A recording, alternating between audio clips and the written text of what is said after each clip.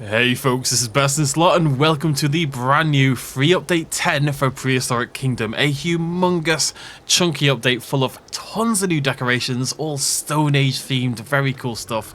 We've got new fences, we've got new paths, we've got 4 new species of prehistoric mammal, a new map, new biome jigging around. It's huge amount of stuff. So let's take a look. First things first, we're playing on the brand new map. This is the brand new Canada map.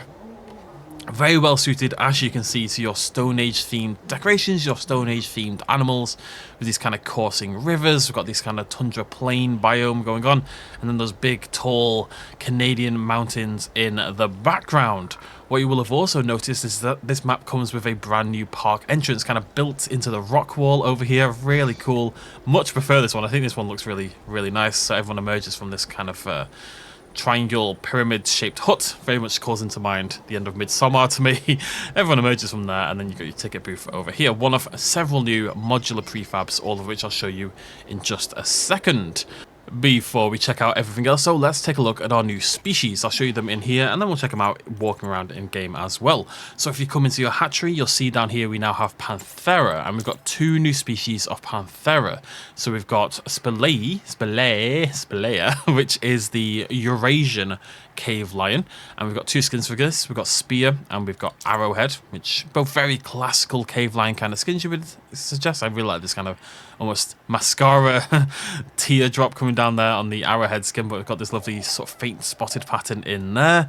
And this one, very classical as well. The male and female sexual dimorphism here, the female is a little bit smaller, but as you can see, she also lacks a lot of the fur around the neck. The sort of the mane and the sort of the little bit of a beard there, and some of the fur that drops down from there. She's just trimmed a little bit, basically. And then we've also got another new species. You can see slightly larger than the others as well. This is Panthera atrox, and atrox is the American cave lion.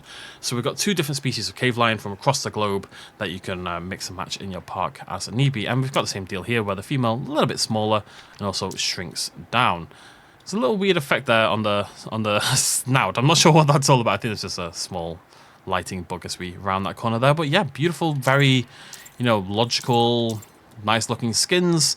Love seeing this sort of raised vertebra there at the front of the body, that little poofy tail there at the back. The fur textures and shaders on this game are always miraculous. Really nicely modelled, looks beautiful, basically. But that's not all. We also, if you come down here, you'll see we now have Elasmotherium, a really nice counterpart to our Coelodonta. So we've got this gigantic singular horn. Now this is not outdated, but maybe isn't how we think it probably was in reality these days. But I mean, it looks really good. Again, the fur shader on this game is absolutely staggering. I love how it bulks up around this frontal raised vertebra, and then it kind of slides down the body, kind of like loosens up down there. Those big padded feet, that little puffy tail. It looks muscular and it looks weird. It looks beautiful. We have 2 variants of Sibiricum. So this is the Menhir one. You see the female, again, it's a bit smaller, but in terms of morphology, you'd say she's basically the same. There's not really much difference there in terms of the fur or anything like that. But then we've also got the chiseled skin, which is really interesting. This is a slightly more up-to-date interpretation of the Elasmotherium, where the horn is essentially non-existent. It's much smaller. It's this sort of round little nub on top of the head, and sort of same deal with the male and female there, just different in size more than anything else. Now I will say I much prefer this old sort of more classic interpretation. I think that's really intimidating. It looks incredible. Again, I just think this part of the body here in particular looks really good, but this is nice, and it's nice to have that balance between slightly more paleo accurate and slightly more maybe outdated. We never really know for sure, but wild and awesome to see. And the creature just looks fantastic. That prominent hump at the front there, the really weird rhino-esque snout at the front as well. But we have another, not even just species, we actually have another genera. We've got Cynotherium, which is somewhat related, and as you can see, we've kind of done away with all the fur covering. It's a little bit smaller as well, as you can see. We've got, again, that single solitary horn, although it's not quite as crazy as the Elasmotherium Sibiricum, and it's more resemblant of a, is that a word? More resemblant of a modern rhinoceros with the, you can really see all this sort of armor-esque plating we've got going on around the leathery skin. And the female, as per usual, is just a little bit smaller, and that's about it for the differences. Let's go have a little look at them in game, and then I'm going to show you the decorations, which are wild. So you're going to see a little bit of them now. You can see some of these new wooden palisade fences over here. And you're also seeing some of the new biome brushes. So as we observe these, I'll show you those in the bottom right. God, they're huge, aren't they? these Elasmotherium, Sibiricums in particular. This one here with the gigantic horn, it is just a monster. Looks fantastic in game. Really noble, majestic, but could ruin your day as well, which is a really nice combination. We've got our slightly hornless variant over here, which, you know what, I prefer in game than I did in the hatchery. I think it looks better here than it does in the hatchery. I think, you know, with that more naturalistic lighting and obviously in a much nicer environment. I love that little detail there. You can see just the lip, the upper lip, how it kind of stretched outwards on its own. Really interesting little detail there. Let's go take the... Oh, hello, calm down. This is, you're a little larger than I thought, Elasmotherium. So whilst we're watching those, I'll show you the new biome brushes for Boreal. So this has been kind of done over entirely. Now, we had these two in the past, but we've now got some Boreal flower fields. These are new, which is what I've been using here. These lovely, yeah, nice flower fields. You can use this on grass, you can use it on snow, kind of like the bushes and the flowers that are kind of creeping up from within the snow. We've got, well, let me lower the size. We've got the pine forest. A classic tall, skinny trees there. And we've also got the dry prairie, which I'm going to show you more in a second on our next build with our cave lions.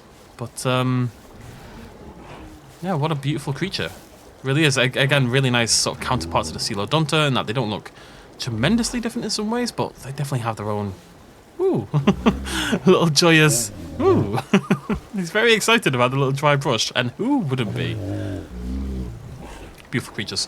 Right, let's shift over here and take a look at our cave lions. So this is the dry prairie bush that you're seeing right here. You'd maybe want it a bit more sporadic, but you know, it depends how you want to play that. And there they are roaming around. I'm not going to remember off the top of my head. This is Sebastian, our Panthera spelaea. So this is our Eurasian cave lion, a little bit smaller. Beautiful. Again, looks even better in game than it does in the hatchery. There's something about seeing it in game like this.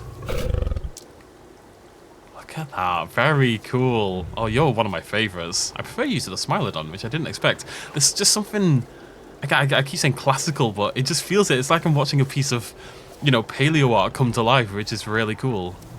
I think the new Stone Age items are very helpful to that as well. As you'll see, there are just an incredible array of new decorations. It is a humongous amount. This is easily the most detailed and expansive update they've done in terms of decorations and stuff like that. I think you guys are going to be really, really impressed. Look at these beautiful things. Okay, well, you didn't really help me out there, did you, buddy? We'll spend a little bit more time with these in future videos and stuff like that, but I just wanted to make sure you had a good look at how they seem in-game and how they look walking around and in our Stone Age environments. Now, there's something you'll sort of be noticing. I'll tell you what, I'm gonna help make this happen. Let's hop into our hatchery here. Genetics lab, I should say. And we're just gonna make a bunch of Panthera. Okay, there we go. We've got 50 more of them, and we're gonna pop them all into here. Now, this isn't gonna be perfect, but there is a new collision detection system in the game. And what that means is a dynamic collision detection system. So as you'll see, they're trying to do it. I mean, I've kind of put them in a horrible situation. But as you can see, the animals aren't walking through each other. Every now and again, they'll clip on the head and the tail, the sort of extraneous bits, because, you know, otherwise the collision detection would be huge, as it says on the update for this. But generally speaking, they'll now avoid walking into each other, which is really cool. It's just a nice little bit of extra detail. You know, it always ruins your immersion a little bit when your animals become ghosts and walk inside each other. So that's a really, really nice little addition that's going to make the game just a little bit more realistic. And we're seeing some really nice colour variation here. This much darker one over here as it's lapping up the water. I don't know what you're doing over there, buddy. They're struggling with this exhibit a little bit. But lapping up the water, much like a cat there. You can see the furled tongue there, sort of, you know, it curls back over itself to pull the water up into its mouth.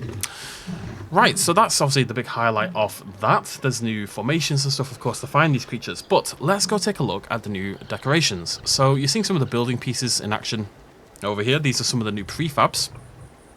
So big shops and new Stone Age toilets and stuff like that. It's really, again, that's Midsummer right there.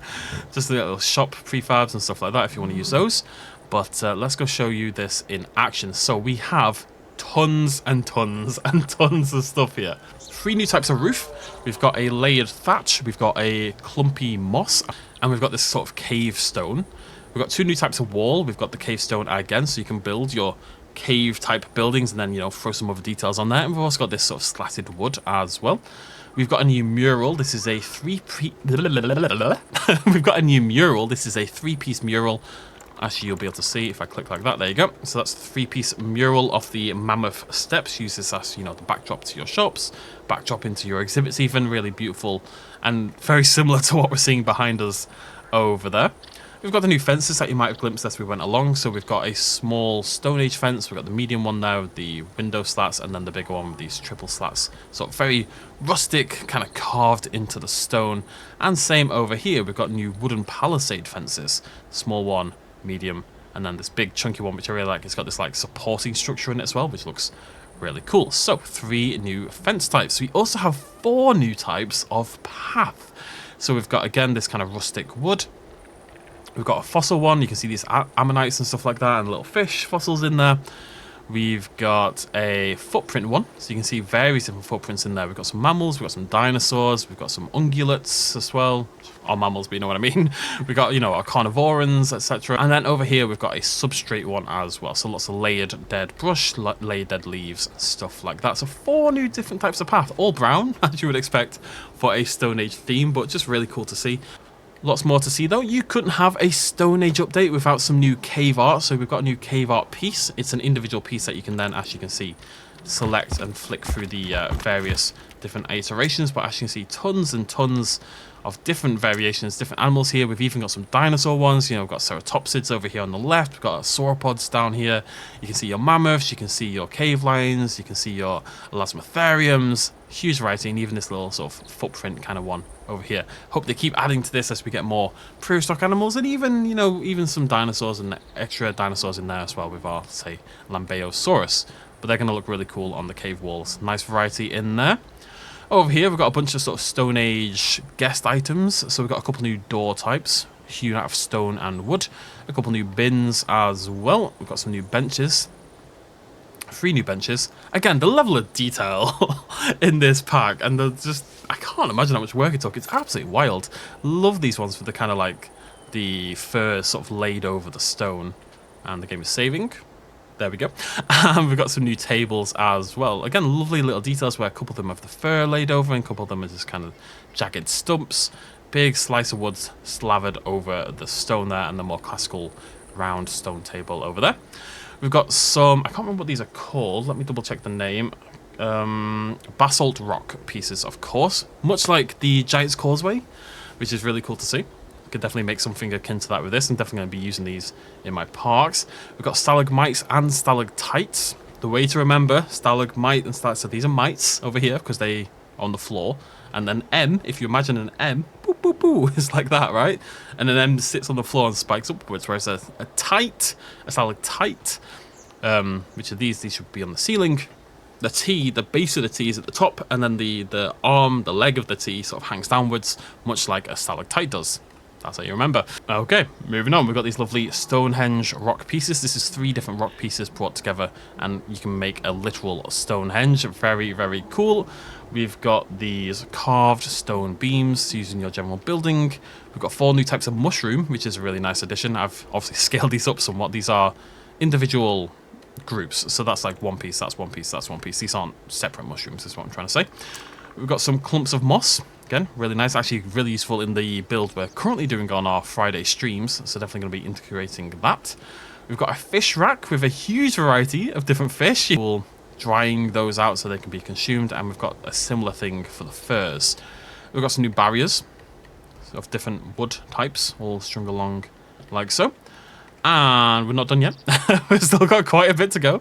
Down here, we've got some new theropod bones. There's 7 new theropod bones. Getting closer and closer to be able to just make an entire theropod skeleton, if we can't already.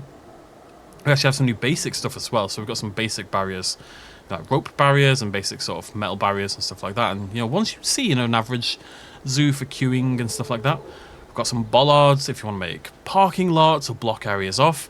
And we've got a new metal shelf as well for your indoor areas, your shops and stuff like that. Moving on down here, we've got some new sort of fur-laden pieces. So various wall sizes with the fur kind of stretched out across the whole thing. Again, looks really, really good on both sides. Lovely little differences in detail there. We've got an archway that does the same thing. We've got columns and more arches and various shapes so you can build your own fur buildings. We've got a canoe hewn out of oak. We've got a campfire. We've got 4 different types of Stone Age pot and a fish trap, also in the shape of a fish, which is cool.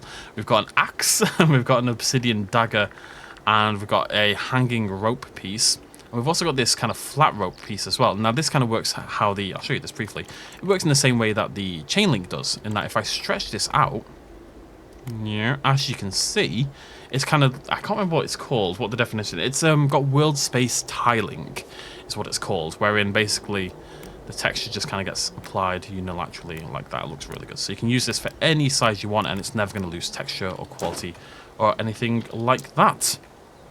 We've got these new, what are these called? These are called dry log pieces. We've got 4 of those, and we've got some birch ones a little bit back here. I don't know why this one gets 4 and this one gets 3, but we've got a couple columns, and we've got a thin and a thick arch for that dry log. I think that's it. Okay, yes, I think that's it. So that is, right there, all of this is all the free stuff, free as part of Update 10. All brand new, all free, along with the several new species that we got. I think it's, is it 5 new species or 4 new species? 4. 4. I've got 1 species of Elasmotherium, 1 species of Sinotherium, and then we've got 2 species of Panthera cave lions, which, yeah, I'm sorry guys, I've probably put a few too many of you in there. That plus the collision detection, the new map, the new biome brushes, the new, you know, plant life. There's a bunch of bug fixes and stuff like that as well. Obviously new official prefabs, and yeah. I mean, what more do you need? It's fantastic. There should also be just one little bonus here at the end. If I make this nighttime, I mean, first of all, that looks gorgeous, but I mean, oh, there we go. Look at that. The Northern Lights on the Canadian Rockies map. That is beautiful stuff. Let me clear the, oh, it is already clear. Never mind. I mean, stunning. Absolutely stunning. I really just want to build like a little Stone Age community now. I mean, come on, man. That looks incredible. That's blowing my mind a little bit. Oh, get off the roof. I just saw them. God damn. God damn.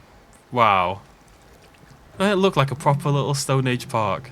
This took about 2 seconds to whip together. It's really the power of the prefabs. I'm just trying to get an animal in view here. Look at that, ladies and gentlemen. Look at that. Tell me this isn't an incredible game. Absolutely breathtakingly beautiful. So, that is Update 10. And download it right now on your Steam, of course. And hope you do. Hope you'll let me know what you think about it. Let me know what's your favourite part of this update in the comment section down below. You know, what you're most... Alright, calm down, buddy. What are you most excited to check out? Tell me how staggered you are by how beautiful this looks. The lighting in this game is incredible. And remember that on Fridays, we are now doing a Prehistoric Kingdom live stream every Friday at 7 PM UK time. And we're building a really cool, weird, abandoned, post-apocalyptic park. I'm a little sad about it because I don't think I can integrate any of this stuff realistically. I'm going to have to think of a way to do so, because get off the roof. Because it's really good stuff and I really want to include it in my build. But come back on Friday and we'll do a live stream and we'll play some PK right here on the channel. I'll also be uploading those as individual videos when I actually have any bloody dinosaurs in the park. So, from me and Update 10, thank you so much for joining me. Throw me a like as well if you enjoyed the video. Check out the new PK update, and you can buy PK on Steam right now, and I advise you do because it's awesome. Thanks for joining me. Cheers much as always. Bye-bye.